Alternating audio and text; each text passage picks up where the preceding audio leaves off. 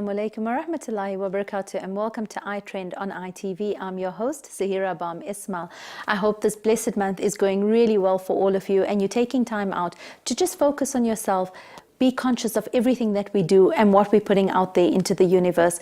Today with me, we have a phenomenal woman, excuse me, in studio with us. Somebody who has, if you look at the way she lives, if you look at the way she's balancing things, it's not saying here's the answers for everything in terms of what's available for working mothers, but here's a concept that would work for most of us. Janice Windt, the CEO and founder of the Working Mothers Expo, here to tell us also about how to balance our time. Welcome, Janice. Thank you, Zaheerah. It's an honor. It's such a pleasure to have you here. When I follow everything that you're doing and I read about what you're doing, you somehow make it sound like you've got it together. How did you even start coming up with this concept of the Working Mothers Expo? You know, Zaheerah, it's so funny that you say that because the concept for the Working Mothers Expo came about because I didn't have it together. Not even close. I think I was That's in usually the position, case. Absolutely, yeah. And I think so many of us are in that position. You know, I had 2 kids under 2. I was working at an investment bank. I was running to work, working incredibly stressful job, rushing to daycare. My kids are very close in age as well, so they're 17 months apart. So at one stage I was very heavily pregnant with a toddler on the hip, running to the daycare, dropping, going to the investment bank, going back to the daycare. It was absolutely mad. It was absolutely mad. And at that time, I wish someone had tapped me on the shoulder and said, you know, it's not going to be like this forever. But I had the impression that everyone else had it together, and I was the only one who didn't. So what I did, typical A-type, I started interviewing my colleagues. I would take them for coffee and record the interviews. And it was so amazing for me because these were women I really respected. I looked at them and I thought, wow, she's got a great, healthy marriage. Her kids are great. She's managing her career and her home life and everything seems to fit. And in these interviews, what I discovered is actually none of us have it together. Yes. And it was such a revelation for me that I started blogging about it. I just started writing for my own sake. I didn't expect anyone to read the blog. But before I knew it, the blog was on the Huffington Post. And I was interviewing 100 mothers from 17 countries around the world, which was such a privilege because the theme continued. I mean, Absolutely. It was amazing. No matter if I was talking to the founder of a PR agency in Hong Kong, or a major female partner in a law firm in Singapore, or moms in the UK or the States, or down the road in South Africa, everyone felt that everyone else had it together and they didn't. But I think that's something so many of us feel. I mean, we live in a country where most households need 2 earning income families. We know both mum and dad are out at work. You're relying on extended family for help. You're relying on nannies, au pairs. And I often find that sometimes as women, we put so much of pressure on ourselves that we expect the picture to always look perfect, regardless of what's going on behind the scenes. How do you manage and tell women that it's okay to say, actually, it's all falling apart? So I've actually put a picture of my son when he was learning to feed, probably about 5-6 months old, covered in like spaghetti and sauce and like a hoodie. Oh, it's a shocking picture. And I use it in a lot of my talks because I think it's really important to get real with each other, you know, and for us to realize we're not alone. Because the truth is, we look at each other and we look at those moments that we put, as you say, on Facebook and on Instagram that are so perfect. What we don't realize is that 5 minutes after that photo was taken, the toddler had a tantrum, the teenager walked out in a huff, it was just a mess, right? Absolutely. Life is messy, and we curate our lives in terms of what we share, and it's quite difficult to navigate a world where we think we have an insight into people's lives, but actually what we're seeing is this facade that they're putting up rather than the truth, and we're comparing our truth to their facade and we feel we're falling short. Absolutely. And I think that's the biggest problem that we have with social media. And as much as we say it's a problem that teenagers are facing, we see it so often with people in our generation, with mothers who are constantly feeling that they're not living up to it, they're not having the Pinterest mother look all the time and getting everything correct. What happens when mums come to you and say, actually, I just can't? I don't even know where to start balancing all of this. You know, I think that's the best moment, isn't it? Because that's when they start to get real. I mean, that's what we do on our courses, which is so powerful. Is we spend the first hour of the course actually sharing our stories, and I start. So by the time I'm finished, everyone else feels much better about themselves, and they're happy to share. But I mean, we've had single moms pick up, and this is one single mom, she picked up her car keys, her handbag, and she looked around the table and she said, I left my alcoholic husband with these car keys, this handbag, and my 3 children.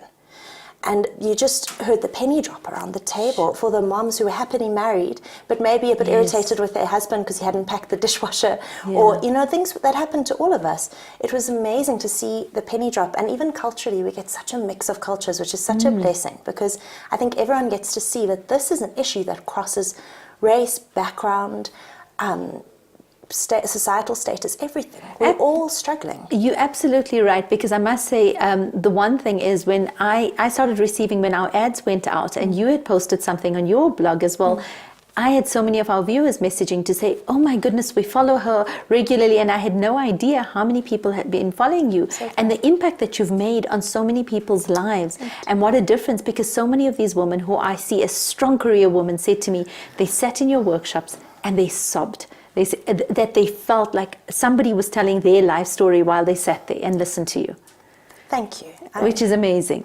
I'm so grateful. I mean, those stories are the reason I do what I do. You know, to have the opportunity to touch one life and help one family make life work is really the only reason for what I do. Absolutely. Yeah. Do you think the answers are there, or do you think every part is a learning process that changes as our situations change? You know, there's a concept we discussed in the course that a lot of moms find very helpful, and that's this concept of seasonal purpose. I love that. So I don't believe there's one size fits all solutions for anyone. I think you know a bit about my background. I come from a very eclectic background myself. And I really feel we need to just be kind to ourselves and be kind to each other and realize that, you know, you'll have a season when you have 2 kids under 2, like I did, and you've got a crazy job and you're rushing to and from and nothing fits and you feel like you're just dropping balls and you just cope. You know, you walk into the office, you put your mask on and you get on with what you have to do, and then you try to be the best mom you can in the afternoons. Yes. But as time goes on, it actually gets easier and things shift. You know, it gets easier in some ways and harder in other ways. And I think just to be kind to yourself and realize that as our kids turn 4 and 5, 5 and 6, they start going to school in the mornings, they need different things from us, and they need us to be maybe more emotionally there for them than just purely physically and in a time way. And I think it's really important for us to just, as I said, be really kind to ourselves and say, okay, for now, this is really hard and I'm not going to get it right, but my priority in this season is making sure my marriage doesn't fall apart, my kids are healthy and fed, and I bring in the income that I need to if I need to, you know, and that's really the priorities that we have, you know, because when our kids are little, that time with them is incredibly precious, and we really need to try and cherish it and make the most of it, even if, you know, if our careers take a bit of a knock, which I think a lot of us do. You know, we make sacrifices on either side, and there's nothing wrong with that because we've got a long life ahead of us, and we can really just focus in on the most important thing in the season and just do each season well. I think if we do that, we'll look back on a life well lived. What I love about that seasonal purpose, it's almost like when you sat here earlier and we just discussed that, I felt like everything around me just stopped for a moment, because I think whether you're a working mum or you're a stay-at-home mum, the seasonal purpose is something that's so relevant at this time, because we all think we've got to be doing something. I mean, I'm almost at 40 and I think, oh my goodness, what have I done to account for these years?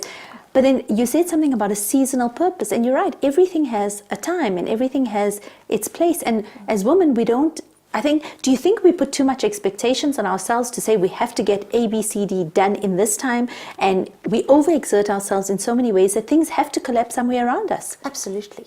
I think we are part of a micro-generation of women that is going through this for the first time.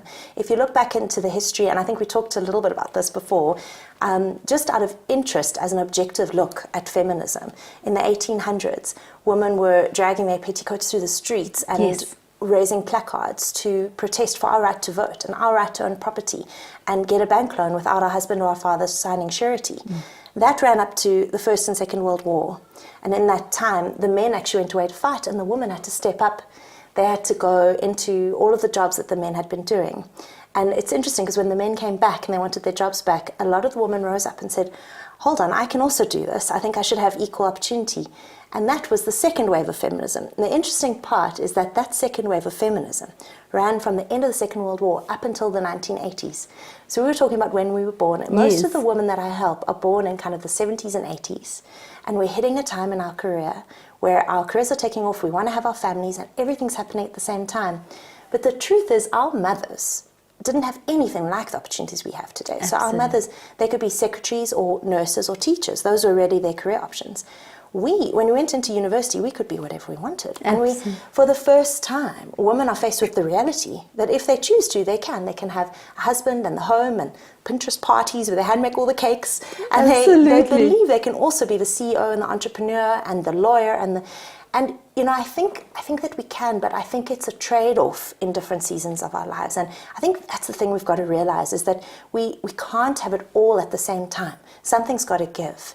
Absolutely. And just to be conscious about what we choose to let go as we're juggling, what balls we choose to drop and which ones we choose to hold on to in any given season, I think is a really empowering way to navigate this time. Absolutely, and I love that. While we choose our season and we make it purposeful for ourselves as well, we'll make it very relevant. The one thing before we go to an ad break, Janice and I were talking about during the ad break, is I said to her, I don't really buy into the terminology of feminism, because I do believe that we as women, we know Islam has given us so many of these rights that Janice has spoken about many years ago, but we as women also, we can follow our own path, we can make our own rules. There's so many things that we're capable of doing, so go out there and do it. Stay tuned. When we come back after the ad break, we're going to discuss the very relevant time management. How do we put it all in together?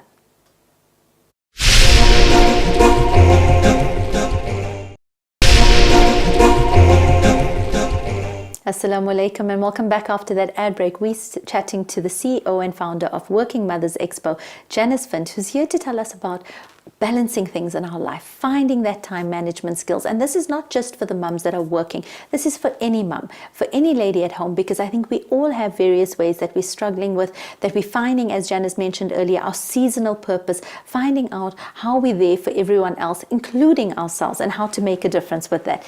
Janice, how do we balance it all? What are the tips to make sure that we're okay, that we can come out at the end of the day feeling a semblance of some normality? So, Zaheerah, I actually don't believe in work-life balance as a concept, I must be honest. I think it is more of a juggle, and it's a process of prioritizing aspects of your life that need to be your focus. But we teach quite a few tools on the course that are quite useful. So instead of using to-do lists, we talk about using mind maps, color-coding your calendar, making sure that you use meetings effectively, that you find time for exercise. And I suppose a helpful image we could talk about is one of a pendulum. So I don't believe in work-life balance as a stationary point that you reach and then you're fine forevermore. I feel like it's more of a pendulum. And it's a bit like our bodies work, that when we're stressed, all of our cortisol and our adrenaline kicks in, and it's actually quite fun, right? We feel all energized and we can take on anything. But if we stay too long in that state, we'll burn ourselves out and have health issues and all the things many of us have experienced. So I think it's a process. Work-life balance, if you would look for something along that ilk, would be really a process of understanding how to bring yourself back into relaxation, where you're getting dopamine and all of the calming type of feelings in your body, and you're actually calming your body down. So, and I think if you spend too long there, if you're not challenged enough and stimulated enough, you'll also have problems. So it's really a process of balancing the stresses of life with the things that give you joy and relaxation, and working those into your schedule on a daily basis in small ways, I think is really helpful. Yeah. What do you think as women are our biggest enemies in terms of, because I find that we put so much on ourselves to achieve all these lists of things. Do you think it's the time and the juggling of the time that's the worst enemy, or is it just ourselves? What a beautiful question. I'm going to have to go back to a little bit of what we talked about in the break, is that I really do believe that each of us have had experiences in our life that inform our decision-making going forward. So, I mean, very briefly for me, I'm the daughter of a Russian, Lithuanian, Jewish father and a Belgian Catholic mother. So I had an amazing upbringing with a huge exposure, even broader than those two faiths in my upbringing. And I really grew up with a lot of great food and celebrations, and quite a big dose of both Jewish and Catholic guilt. Yes, that means that you're guilty all the time. No matter where you are on the pendulum. Absolutely. Yeah. But I think that upbringing kind of really buried in me a deep need to succeed in business. So just from my own personal experience and story, the thing that was driving me so hard to be the CEO, well, not the CEO, but a C-level executive at the time that I was pregnant with my second child. My first child was 9 months old, and I had that big career opportunity, the corner office. What was driving me towards that path was an unfilled need to feel good enough. And I think we each have that in us. And I think if we can recognize in seasons of our lives. What I hit was a season where suddenly my career had to take a back seat if I wanted to be the wife and mother that I wanted to be. And that was such a difficult dichotomy for me to manage. And that's part of the heart behind the Working Mothers Expo, the book, the course, is just bringing to light the fact that each of us have had challenging experiences and seeds sown in our lives when we're very young that drive us to do certain things. And we reach a point where we need to think, does this still serve us? Do I have to be on the PTA, baking all my own birthday cakes, running the business, driving the kids at every sports event, look like a supermodel? Is all of that actually that important? Or what is most important for me, given the people whose lives I'm impacting right now? Because as women, we have such an amazing, pivotal role in our families and in society. I think we need to be so careful to think, where is my biggest point of impact? And how do I prioritize that over what may be a legacy issue that I haven't dealt with that's driving me to achieve in a certain area? So for me, I had to let my career go, and in the form that it was, in the corporate form, because it just was not gelling with the season that I was living, and it was a very painful process. But I think each of us have something that we might need to let go of in order to prioritize what's most important now. So in answer to your question, I don't think it is about being, you can be as efficient as you want with your schedule, but if you're putting the wrong things into your schedule, you're not going to get where you're meant to go in your life. I'm listening to this and I have pennies dropping all over, thinking, oh my goodness, I feel like you're speaking directly to me, which is why I understand why so many of our viewers said they sit in your workshops and it's like you're talking directly to them. I think your words are very, very directed to whoever's around you. How do we as women, in terms of finding our space and our feet, for those that are even saying, I want to know, how do I even find where I want to go? I mean, you speaking about this legacy we brought up with, there's certain words that you use that resonate very strongly with me. But for women who are saying, I still need to find my space, I still want to achieve that, I know that there's something else in there. How do you even go about doing that? You know, I think if you've got that call in your heart, it's there for a reason. And the first step is often the most difficult step. And what I would say is to find someone that you can trust and actually talk it out, because there's something incredibly powerful about telling your story. I think it's partly what's so powerful about that first section of the course is that when we tell our story to an objective person who's not going to judge us, not even going to offer advice, just literally ask us questions to the point where we can come to our own conclusions of what we feel the next steps. Almost like a coaching relationship, but it doesn't have to be a coach. Yes. Just someone who cares enough about you to really listen deeply and ask you the right questions. I think that's a good starting point. And then depending on what comes out of that, if you're a stay-at-home mom and you want to start a small business from home because you feel you've got a talent for that, or if you're in corporate and you want to move to being at home because you feel that's your calling for now, whatever the steps that come out of your transition that you're going through will come out naturally of that conversation. I really think that is the first step, is just to unpack it with someone that you trust. Yeah, and then just take it one step at a time, you know? Because I often think life has to be lived forwards, but we only understand it backwards. Absolutely, absolutely. And it comes again into having faith and trusting what's ahead of you without even knowing what's coming. And I know, and this is the one thing I have to ask you, there's a book coming, there's a book on the way. Tell us a little bit about that. So the title of the book's actually been crowdsourced. I'm so grateful to all the moms who wrote in with the survey. I had a couple of different, I think my mic is just... No, I think you're good. Okay. I had a couple of different options for the title, and what came out was The Juggle is Real. So the book is called The Juggle is Real. I did vote on that. Thank you, I appreciate it. I think it's a great title. I'm so excited about it. I'm talking to a few different editors locally and a few agents overseas as well. So we're just kind of working out the logistics of how it will come out. Tell us a little bit about the book. I mean, we're speaking about it. We're speaking about how real the struggle is for so many of us.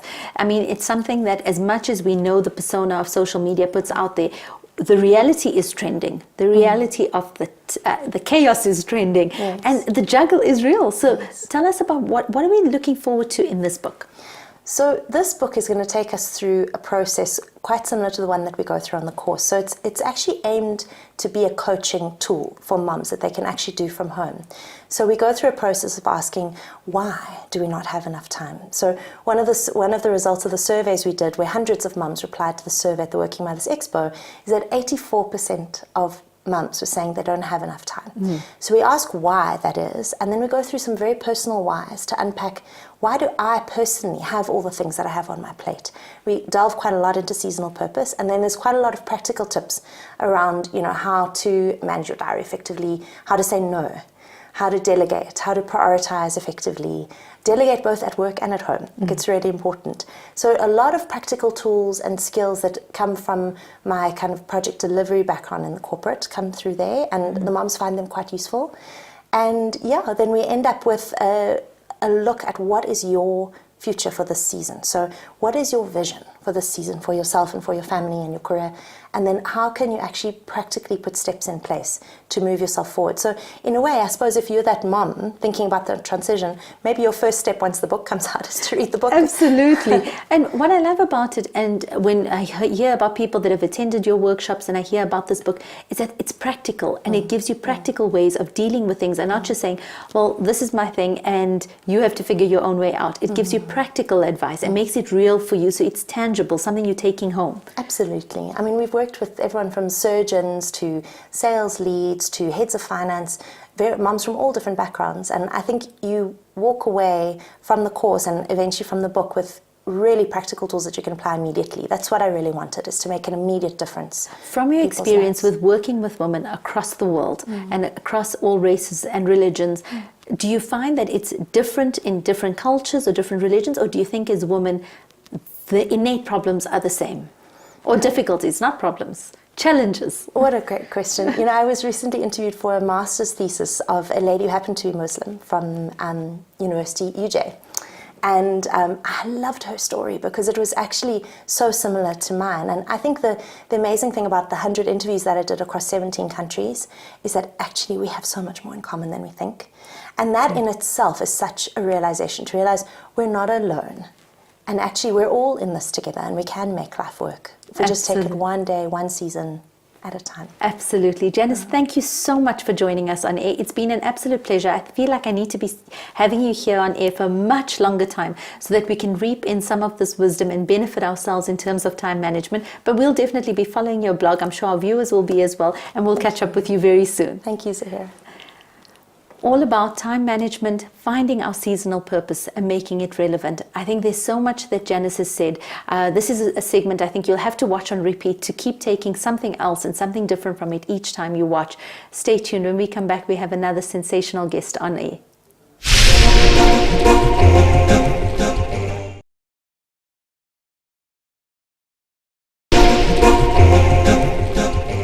Assalamu alaikum wa rahmatullahi wa barakatuh, and welcome to iTREND. If you've just joined us, we're chatting now to the very dynamic Zahra Said.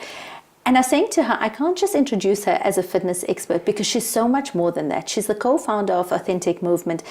But when you watch her Instagram posts, when you listen to people talk about her, people who work with her, people who are in her classes, Authentic Movement is so much more of who she is. And when I watch her, I feel like she just personifies and carries that authenticity through in everything that she does. She's one woman who will show you what she looks like without makeup, will show you what she looks like when she's exercising, and celebrates women into the deepest core of who we are and the realness of who we are. And that's why we had to have her on the show. And it's only fitting that we followed with Janice in the realness and chaos of life. Zahra, assalamu alaikum and welcome. Wa alaikum salam. I can go now because you just explained everything. It was amazing. Jazakallah. Thank you so much. It is such a pleasure to have you on. I'm always in awe of Muslim women who are setting such remarkable trends and such strides, but also bringing us to the realness of who we are. Earlier in the show, we spoke about the things that we see on social media and these facades that we always put up. But you're one person on Instagram, and in any part that you're so real, and what you see is literally what you get. Is this how? I have to first ask you, how do you do that, and how okay are you with putting such a realness out there? Oh, I really appreciate you saying that. It's been a period of evolution, I think personal growth. And when I decided that I actually want to use this platform to to share, and it was always about sharing a message of self-love. And that has been just through my own life journey and needing to learn how to love myself very dearly, very sincerely, and then realizing that naturally I'm not the only person. And even though I know it's not only women specifically, I decided that I'm very comfortable in having this conversation with women. And the question was, well, how am I going to share this? And then the whole concept of movement came in, and me growing up in the dojo with my dad, and then also just shifting, evolving, and trying out different like mediums of movement. I found that I could explore and express myself in a very safe space within self-love, and I wanted to share that with women and get us talking through what almost feels like a comfortable, safe space to let it all go, shed the weight in that way. Yeah. But this concept of self-love, although it's something we put out there and we say, oh, we do, so many of us struggle with that on a regular basis. Janice earlier mentioned having this deep-seated legacy of, am I good enough? Yeah. And I think we carry it, and I see it so much around with women, including myself, with so many of us that struggle on a regular basis with it. How do you push through that? How did you on a personal journey push through that to understand that this is what was needed for you to be okay? Absolutely. So I actually came across a life coach, and through my time with her, and I still work very closely with her, I developed and learned about tools and coping mechanisms in daily life, because I found that I didn't have the tools to deal with stress and on any level, and anxiety and a whole lot of things. Even coming here today, I was really, really nervous, and everybody's laughing, but that would be my own kind of stuff. And then just learning to persevere and push through that, and sort of see where your boundaries are, and then with your tools, kind of draw on your tools to shift you through that. And that again is the conversation we have in our classes. So as much as I've kind of moved away from personal trainer, and I've changed so much even on my social media, trying to find the right name to reflect what I do, because I do think it's important from the authenticity perspective. And I really appreciate you saying I do share posts with no makeup and feeling really groggy and then feeling really great. And the reason for that is the realness in it, because I've come across many like profiles that I don't necessarily connect so much, because maybe you're looking a bit too perfect all the time, and it's no judgment, it's just I don't see the realness in it. And to shift away from that and be that it's okay to feel the way you feel, and every feeling you have is absolutely allowed. It stems from somewhere, and to learn what that internal conversation that we have with ourselves, that is what's most important, the psychology of it all. And then how does it filter into what we do in taking care of ourselves? So authentic movement is based on two forms. It would be the movement factor as well as nutrition. And that's where my partner has come in with nutrition as well. And the golden current is, when you love yourself enough, you'll take care of yourself. So when you love yourself enough, you will eat food that is good for you, that's going to fuel you and lead to positivity. When you love yourself enough, you're going to move in ways that make you feel really good, powerful. The other word we love is to feel empowered. So to use all of this to feel empowered and nurture your relationship with yourself, and that filters into your relationship with your family and everybody else that's really important to you. That's amazing. It's absolutely amazing. Have you found that with reaching this point and wanting to share this with other people, so many other doors have opened up for you? Alhamdulillah, I'm sitting on iTREND. Absolutely. Yeah. Listen, we've been trying to get you for a long while. So we're honoured to have you here. Jazakallah. But yes, absolutely. I think a few years ago I was very, like, my little anxiety, little demons used to stem quite a bit, wondering if I'm good enough or if I'm ready. And I think that's also why I haven't rushed the process, and I've taken a step back whenever I've needed to. And even in the last year, I've taken a bit of a knock in my personal life, and I've shared that with my clients to say that, you know, when these things come up, there has to be ways that we manage and handle, and I'm going to share with you because I call on you for support, and your love and your support means so much to me. And shout out to my ladies. And I must tell you, they absolutely love you. So we much. got so many messages saying, it's about time she's on the show. So that for me, it holds so strong, because if you have women cheering another woman on, saying, go, this is why she needs to be on it, that for me is huge. Because in a time where we're always saying women are competing and women want to be at the top of it, here you have women saying, Please take her, make sure she's on, do something. And how does that feel for you to know that that's where you've arrived to? My heart is full, it's overwhelmed. I just love is spilling out of me. It's been an incredible journey, and I feel there's still so much to do and to achieve, and the potential I feel for myself inside of me is just like it's stemming out of me, it's blooming, and I feel like it is my time. I'm ready. I'm ready for it. Yes, I receive. And once you're ready for it, you can receive it. Zahra, I have to ask you now, from young girls who are going through huge self-esteem issues. I mean, in this week alone, I was chatting to two mums with kids around 12 years old, and the other one is at 11 and 13, who are going through severe depression, who are in really bad states emotionally. How do you manage, or how are you able to say to kids that age that, you know, we can reach this point of being able to love yourself and that you are good enough? How are we as mothers able to reach out to them and tell them that this is okay? Yeah, wow, brilliant question. Thank you. I would draw on my own personal experience, and I think in our family, experiencing loss, and I was very young at the time, it had a very strong knock-on effect, and depression is something that I'm also very much aware of, especially from self-esteem, and in my teens was when I really had to go through it. It's the reason why I do what I do, and I love working with women, but my dream is to reach those young hearts, especially going through the teenage phase, because I remember so clearly how much I wanted just one person to speak to about maybe the depths of what I was experiencing. And that will come into the space that I like to create, which is a safe environment to have these conversations. I mentioned earlier about my life coach, and part and parcel of me meeting her was to help me with these tools so that I could learn how to dissolve depression within myself. And I went on to study the course, and the intention in studying it was that I could reach young women that would find themselves just in that roller coaster of emotions. So about creating the safe spaces, again, knowing that you're allowed to feel everything that you feel. And I think often maybe those we go to for guidance or mentors don't always know the depth of what you're saying, because for whatever reason we don't feel safe enough to express it in its entirety. And here we have a non-judgmental, unconditional space of love where we encourage the conversation. And often I do believe, just because of the way I portrayed my work, which is, alhamdulillah, like in its full authenticity, it is who I am. I want you to feel safe enough to speak to me. And if for any reason I couldn't assist, I'll always find a way to refer and guide you in the best possible way, and be there to support, because support would be the main factor. And I don't think it always has to be to mom or dad, which is maybe where we get a bit confused. And mom and dad don't have to feel offended when it doesn't come directly to them either.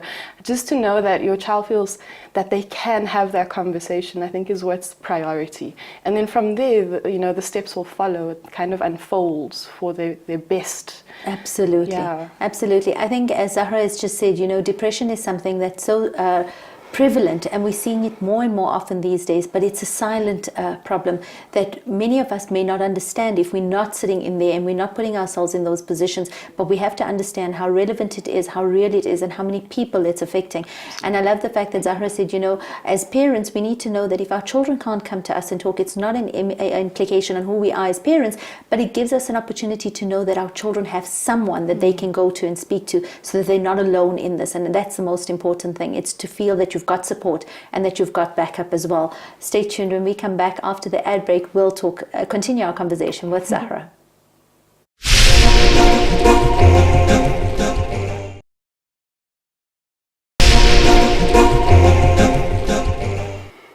Welcome back to the last segment of iTREND. Whenever we have inspirational guests like this on the show, I always feel like there's never enough time to get the most of them. So all we're giving you is just bits of who these remarkable women are. In my studio right now to complete our segment is Zahra Said, who, as I mentioned at the beginning, is not just a fitness expert. She's just an authentic human being. And I think that for me is what's so remarkable about her. When you talk to her on air and off air, it's exactly the same person. And off air, there's so many things that we're chatting about that resonates so deeply. And I think for so many of you, if you're not following her on Instagram yet, go and follow her and find her, because you have no idea how real she is. And I love that about you. Zahra, we were talking about children. Yes. you work with a lot of women. Yes. Do you find that the difficulties women are facing in terms of finding this balance and finding the realness in themselves is still so prevalent in what you're doing? Because I mean, if we had introduced you as a fitness expert, people will think, oh, they're coming for exercise, but it's so much more than that. Yes. I think it comes down to finding time to take care of myself, and that is filtered into everything. So finding time to take care of myself would be the meal that I create for my family at home, would be the time that I take to exercise, would be the time that I take to groom, etc. And it just kind of filters into everything. So managing that time. And again, like I work with a lot of women that are corporate women, and then maybe housewives, and then mothers, and just the amount of roles that they take on. And whenever they find that 1 hour to join me, I'm in awe of them in that time. I'm like, wow, you just told me baby was crying the whole night, and you came, and that's incredible. And we really like to punt just the power it is in showing up all the time. And that's actually how I start off most of my courses. So I've moved away from running just kind of classes that run all the time, and I've wanted to bring in a lot of intention to the programs that we create. And I would often punt that just showing up every single day is what's most important. Even if you don't perform at what you think is your optimum level, it doesn't matter. You showed up, because the first time that you make an excuse and you follow through your excuse, it again has a knock-on effect to the number of excuses you can create going forward. But fighting through, persevering, using these tools that we're talking about and showing up, that's where your power lies. Doesn't matter how you feel, but move through the emotion. And I think that's for all of us. Absolutely. Because so many times we think, oh, there's something on, let me just cancel it. I'd rather just sit in bed, not get going with it. And you're right, those are those excuses that keep mounting up, and we keep finding more and more in our lives. Yeah, we speak about emotion, and we break down the word, and the word emotion means energy in motion. So when you're feeling in that slump and you're down, and everything's just getting you down, to move is the best way to shift the emotion, the energy that's running through you. So we say, come, let's just move, or breathe, or just stretch your arms up. It doesn't matter, but show up. And then the support and the love that we all create, very subconsciously in that space, it's a safe space to explore and express. A safe space to explore and express. One of the previous programs that I did was called Wake Up the Warrior Within. So I love the word warrior. Somehow I associate that with all the Said girls. I was about to mention Dad. Hey, Dad. I have to ask you, before we're going to come back to that just now, but I have to just say this. When I see you, I see Tasneem, and I see your dad. It's almost, I wanted to ask you, do you also feel that the consciousness you have in living in the power of right now comes from the training you've done with your dad over the years? Because I find him as being a very powerful being in right at this moment. Absolutely, yeah. No, I think for us to be able to plug into such magnitude, because we feel it, everybody feels the magnitude of my dad, Zahra Said. Yes, absolutely. and it's the glory is in the work. And the amount of years that have been put behind love and passion in what you do. And I think love and passion in what you do is what drives me. So often projects have come along and I'm not always feeling aligned to it. And it's okay to say no. And if I don't feel love and passion in that project, then I know that I'll just be draining myself of energy, and I'm not working from that space which is wholesome and authentic. And that would be the elements that I've learned from Dad, and always looking up and imagining how. I think before I used to be like, how am I going to fill those shoes? But I've shifted away from that a long time now, wondering just on my own path, how do I honor, this wonderful, unique life that we've been blessed with? And I know it from, they tease and say, I came out doing the splits, and there's little photos of me in the splits with a biscuit in my mouth and a nappy on. And my dad will be like, just make sure it toes up. And I know she's okay. So we've been groomed, we've been absolutely groomed. And again, it's just about honoring this whole journey, and where we can take years of martial arts. Like, I grew up on the dojo floor. I played on all my dad's equipment and everything, all the things you weren't supposed to do. And the memory of it lives within me, and it comes out in every segment. So again, like warrior, we were told that we were warriors from 3, 4, 5, and then right through our lives, the warrior spirit. And when it came to developing programs that I felt really I wanted to reflect me, my work, my journey, my experience, and move away from maybe the trend of fitness, which I think is just really obscured at the moment. So to move away from that slightly and bring it home and again honor where I come from, it came into using the word warrior in my programs. So I've done a few programs that have been based on like body transformation, which have been really exciting. And then this year I wanted to slow down a bit, and in slowing down wake up the warrior within kind of developed along the way as well. Fantastic. Yeah. I think we had a caller on the line. Is the caller still there? Okay, well, if you want to call in to chat to Zahra, you're most welcome to call in. We will take your calls on air. Zahra, I think you've resonated that warrior spirit so well, because I think so many women sitting at home who often feel that they're not enough, don't realize that there's a warrior within each of us. Absolutely. And that warrior hasn't been like you've had that since you were younger, being told about this warrior within you. Here we go. Here's our caller. Assalamu alaikum.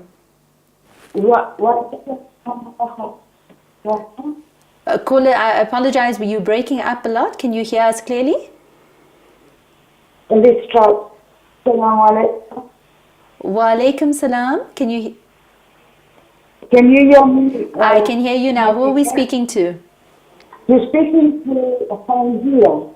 Yes, you can go ahead. I have a question for your. I want to ask something to the granny. I'm a granny myself. Yes. And Nurul Islam had a way out, and it was amazing. And I was thinking I should first,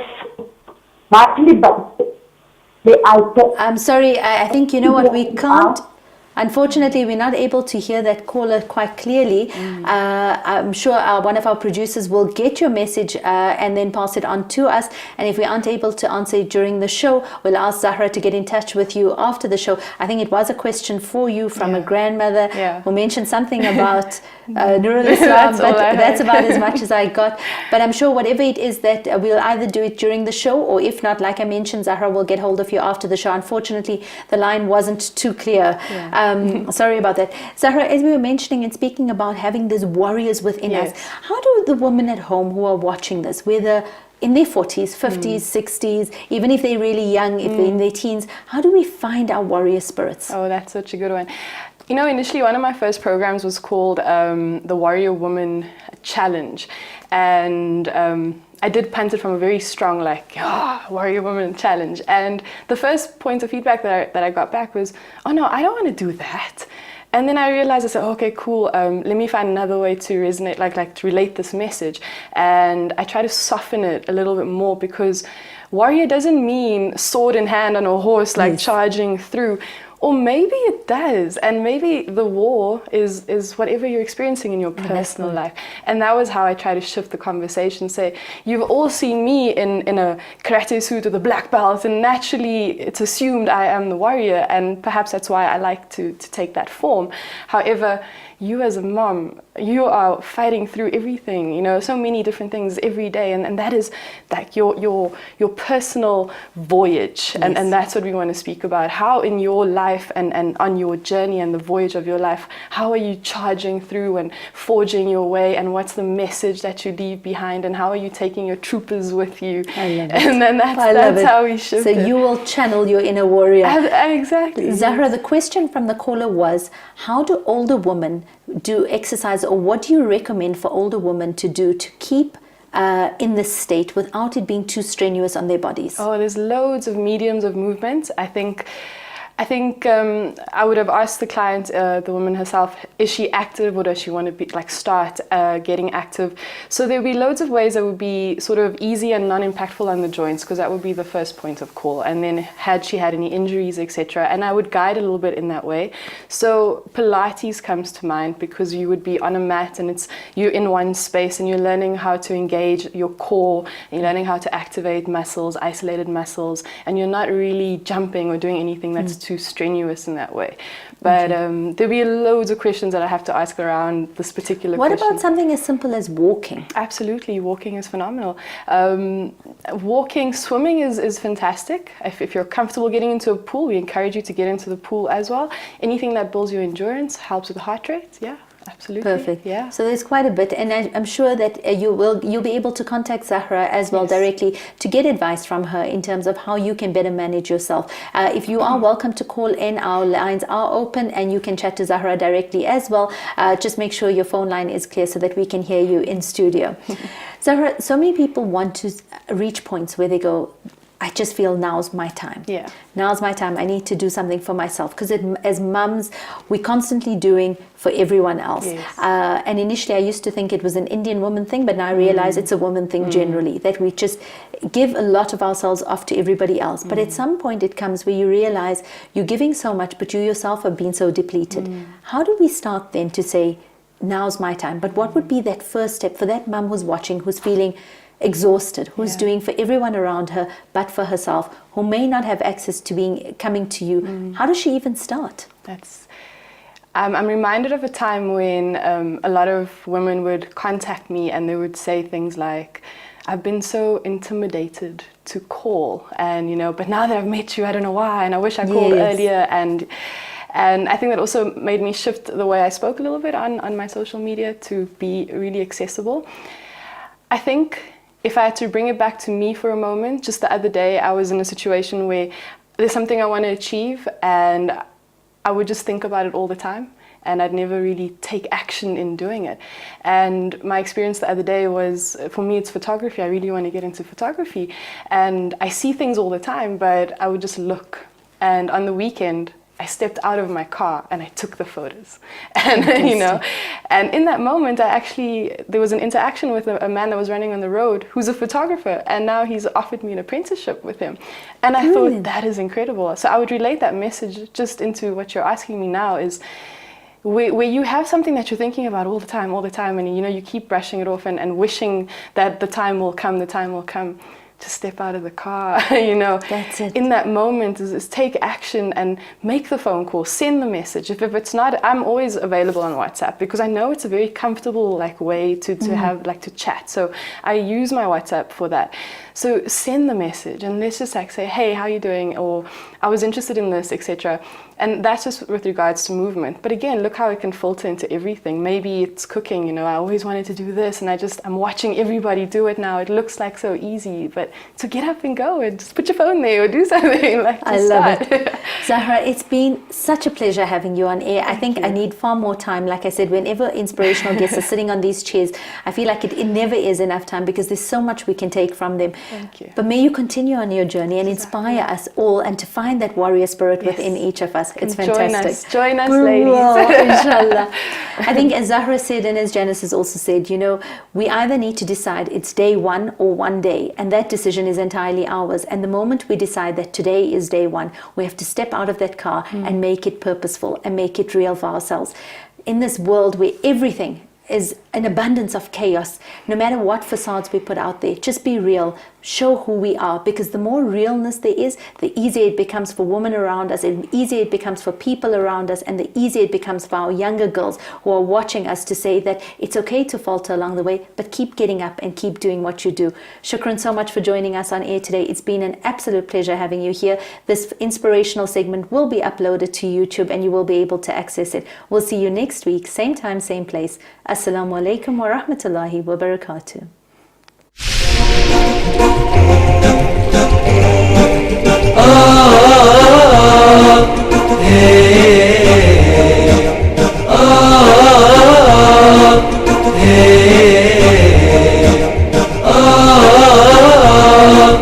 Hey